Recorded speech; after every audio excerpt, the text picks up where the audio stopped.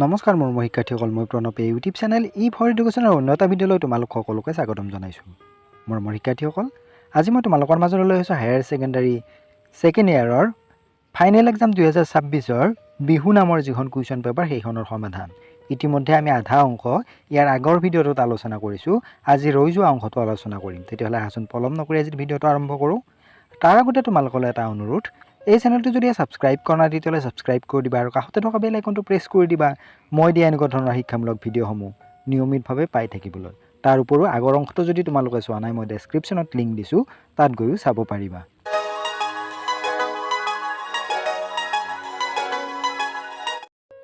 প্ৰশ্ন নম্বৰ 6, ৰঙালী বিহুত খোৱা ঔষধি খাদ্যৰ চমু বিৱৰণ দাঙি ধৰা। ৰঙালী বিহুত খোৱা ঔষধি খাদ্যৰ চমু বিৱৰণ তলত দিয়া ধৰণৰ। প্ৰথমতে হৈছে 100 এবিধ শাকৰ আঞ্জা। ৰঙালী বিহু উপলক্ষে 100 এবিধ নিৰ্বাচিত শাকৰ আঞ্জা খোৱাৰ পৰম্পৰা অতীজৰ পৰা অদ্যাপি প্ৰচলিত হৈ আহিছে। গৰু বিহুৰ দিনা ৰাতিৰ সাজত এই আঞ্জা খোৱা হয়। কোনোৱে মানুহ বিহুৰ দিনা খোৱাটো নিয়ম বুলি মানি চলে। বিহুৰ দিনা খোৱা এই আঞ্জাই বছৰটোলৈ বিভিন্ন ৰোগৰ, বিশেষকৈ পেটৰ অসুখৰ প্ৰতিষেধক হিচাপে কাম কৰাৰ জনবিশ্বাস আছে। দ্বিতীয়তে হৈছে সাতশাকি। নিৰ্দিষ্ট 7বিধ শাক তথা 7বিধ শাকৰ বিশিষ্ট পৰম্পৰাগত আঞ্জাক সাতশাকি বুলি কোৱা হয়। নামনি অসমৰ গাঁওসমূহত গৰু বিহু নাইবা মানুহ বিহুৰ দিনা এই আঞ্জা খোৱাৰ পৰম্পৰা প্ৰচলিত। বছৰটোলৈ বিভিন্ন ৰোগ, বিশেষকৈ পেটৰ অসুখৰ প্ৰতিষেধক হিচাপে ফল দিয়ে বুলি কৰা জনবিশ্বাসতে এই লোকাচাৰ প্ৰতিষ্ঠিত। তৃতীয়টো হৈছে তিতা খোৱা। ৰঙালী বিহুত মানুহ বিহুৰ দিনাখন খালী পেটত তিতা খোৱাৰ লোকাচাৰ সমগ্ৰ অসমতে আৰু বিভিন্ন জনগোষ্ঠীৰ মাজত প্ৰচলিত। সাধাৰণতে 7বিধ নিৰ্দিষ্ট তিতা উদ্ভিদৰ নিৰ্বাচিত অংশ একেলগে পিহি লৈ খায়। সেয়ে এই লোকাচাৰক সাত তিতা খোৱা বুলি কয়। বিহুৰ দিনা খালী পেটত সাত তিতা খোৱাৰ লোকাচাৰে বছৰটোলৈ ছাল, চকু, পাকস্থলী আৰু গাঁঠিৰ বিভিন্ন বেমাৰ আজাৰৰ প্ৰতিষেধক হিচাপে কাম কৰে বুলি জনবিশ্বাস আছে। সাধাৰণতে প্ৰচলিত এই 7 তিতা হৈছে নিমপাত, ভেকুৰী গুটি, ভেদাই তিতা, বাঁহকা, তিতা ফুল, হেলেচি আৰু শেৱালি ফুল। চতুৰ্থবিধ হৈছে আমৰলি পৰুৱাৰ টোপ আৰু পাতপলুৰ লেটা খোৱা। ৰঙালী বিহুৰ বতৰত আমৰলি পৰুৱাৰ টোপ আৰু পাতপলুৰ লেটা খোৱাৰ পৰম্পৰা কিছুমান অঞ্চলত প্ৰচলিত হৈ আহিছে। গৰু বিহুৰ দিনা এই দুবিধ খাদ্য খালে বছৰটোলৈকে অনেক বেমাৰ আজাৰ, বিশেষকৈ নাক আৰু মূৰৰ অসুখ প্ৰতিৰোধ হয় বুলি লোকবিশ্বাস প্ৰচলিত আছে। এই দুবিধ খাদ্য বিশেষকৈ পুষ্টিকৰ বুলি বৈজ্ঞানিক গৱেষণাই প্ৰতীয়মান কৰিছে। প্ৰশ্ন নম্বৰ 7, গাভৰু বিহুৰ পৰম্পৰাগত ৰূপ সম্পৰ্কে ব্যাখ্যা কৰা। ৰঙালী বিহু উপলক্ষে দিনৰ ভাগত জুপজুপীয়া হাবিতলীয়া ঠাইত ডাঙৰ গছৰ তলত নাইবা বাহনিৰ মাজত বিহু খলাত কেৱল ছোৱালীৰ অংশগ্ৰহণেৰে অনুষ্ঠিত চেনেহী বিহু ওৰফে গাভৰু বিহু ওৰফে জেং বিহু ওৰফে গছৰ তলৰ বিহু ওৰফে পথাৰ বিহু পৰম্পৰাগতভাৱে অতীজৰে পৰা প্ৰচলিত হৈ অহা এক অতি মনোৰম, অনন্য, নান্দনিক আৰু অতি বিশিষ্ট গীত নাচৰ অনুষ্ঠান। বিংশ শতিকাৰ 60ৰ দশকলৈকে বহুত গাঁৱত চলি থকা এই অনুষ্ঠানৰ প্ৰচলন ক্ৰমান্বয়ে হ্ৰাস পাই আধুনিক কালত বিলুপ্ত হ'ল। এই বিহু অনুষ্ঠানত ব্যৱহৃত বিহু বাদ্যকেইটা হৈছে টকা, গগনা আৰু সুতুলি। এইকেইটা বিহু বাদ্যৰ বাদে আন কোনো বিহু বাদ্য গাভৰু বিহুত ব্যৱহাৰ হোৱা নাছিল। হাত টকা আৰু মাটি টকা দুয়োবিধ টকা ব্যৱহৃত হয়।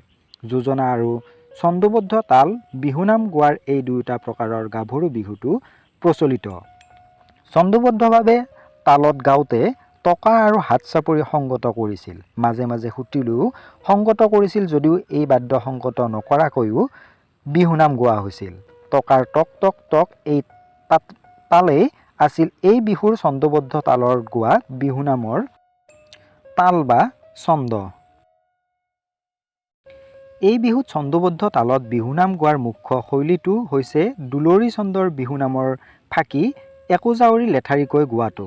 একাউজুৰি বিহুনামৰ অন্তত কিছু সময় কেৱল টকা বজায়। এনে একাউজুৰি বিহুনাম আৰম্ভ কৰাৰ পূৰ্বে সাধাৰণতে যোজনা একোটা গায়। এনেকৈ গোৱা বিহুনামৰ ফাঁকি একেধৰণৰ বিষয়বস্তু তথা ভাৱৰ্থৰ হয়। যোজনাৰ বিষয়বস্তু তথা ভাৱৰ্থও অৱশ্যে মিল থকা হয়। একাউজুৰিকৈ দুলৰি ছন্দৰ বিহুনাম গোৱাৰ উপৰিও জাতনাম হিচাপেও গাভৰু বিহুৰ বিহুনাম গোৱা হয়। প্ৰশ্ন নম্বৰ 8 সোণোৱাল কছাৰীসকলৰ হুঁচৰি গীত কেইটা আৰু কি কি ব্যাখ্যা কৰা। সোণোৱাল কছাৰীসকলে হা যোগ চৌ যোগ ৰি সমান হুঁচৰি বুলি কয়। হা মানে মাটি, চৌ মানে মংগল, ৰি মানে পৰম্পৰা ৰক্ষা কৰা।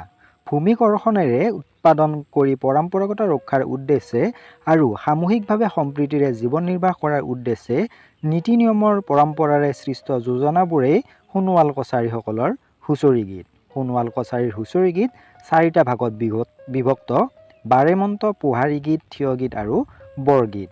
বাৰেমন্ত্ৰ হৈছে বছৰটোৰ বাবে গৃহস্থৰ মংগল কামনাৰ্থে দিয়া আশীৰ্বাদ। গোহাৰী গীত হৈছে সোণোৱাল কছাৰীসকলৰ আদি ৰজা দানবীৰ বলি ৰজাই আয়োজন কৰা পোহাৰ বা মেলা বা হাতত গোৱা গীতৰ বাবে ইয়াক গোহাৰী গীত বুলি কোৱা হয়। থিয় গীত হৈছে সুখ দুখৰ কাহিনীৰ বিৱৰণ আৰু বৰগীত হৈছে আশীৰ্বাদৰ গীত। কুৱেশ্যন নম্বৰ 9 চমু টোকা লিখা। কাতি গাছা অনুষ্ঠান।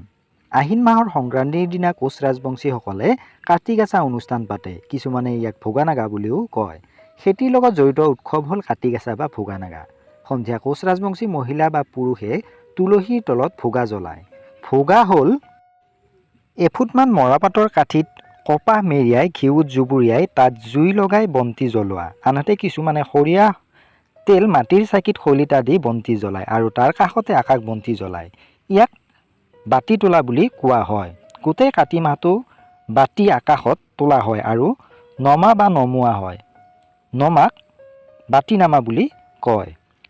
মাটিত গুৰিডাল পুতি এডাল দীঘল বাঁহত ৰছীৰে বন্তি তুলিব আৰু নমাব পৰাকৈ সজোৱা হয়। ৰঙা নীলা কাগজৰ অথবা কোনোবা ডাঠ কাপোৰেৰে বাকচৰ দৰে বতাহ নলগাকৈ আকাশ বন্তি নিৰ্মাণ কৰা হয়। বাকচৰ ভিতৰত সৰিয়হৰ তেলৰ চাকি জ্বলাই আকাশত বাতি দিয়া হয়। জোনবিল মেলা। গোভা অঞ্চলৰ মাঘ বিহু মাঘ মাহৰ দ্বিতীয় সপ্তাহতে অনুষ্ঠিত হয়। বিহুৰ দুদিনমানৰ আগতে জোনবিলৰ পাৰত অনুষ্ঠিত হোৱা জোনবিল মেলা গোভা অঞ্চলৰ এক বিশেষ আকৰ্ষণীয় আৰু জনসমদ্ৰিত অনুষ্ঠান।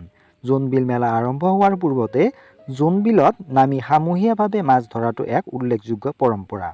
সেই মাছেৰে ৰজা প্ৰজাসকলে মিলা প্ৰীতি ৰং ৰহইচেৰে ভোজ ভাত খায়। পাহাৰ ভৈয়ামৰ সমন্বয়ৰ সেতুৰ স্বৰূপ এই মেলা বা হাটত পাহাৰীয়া জনজাতি আৰু ভৈয়ামৰ জনজাতিৰ মাজত বয় বস্তুৰ বিনিময় হৈ আহিছে। এসময়ত সমগ্ৰ অসমত প্ৰচলিত বিনিময় প্ৰথাটি একমাত্ৰ তিৱাসকলৰ এই জোনবিল মেলাইহে আজি বুকতি ধৰি ৰাখিবলৈ সক্ষম হৈছে।